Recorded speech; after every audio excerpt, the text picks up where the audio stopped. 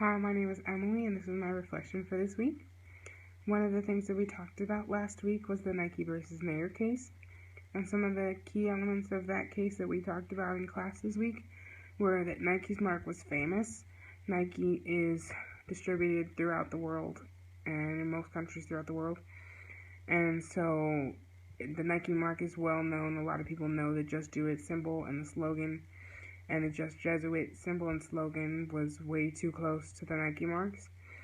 And the Just Do It, you could probably show a kid that slogan or the Nike swoosh, and a lot of kids would know right off the bat. The words, the font, the layout were close enough that it could confuse somebody, and the issue was whether or not it was trademark dilution. And with trademark dilution, you don't necessarily have to prove that anyone was actually confused. You just have to prove that the possibility is there that people could get confused by it. Another thing was that Nike's trademark for the Nike mark was created and registered before the Just Jesuit symbol. And so that was a big thing, that Nike came first, and so that came before the Just Jesuit. So it could have been a copy of the Nike's mark.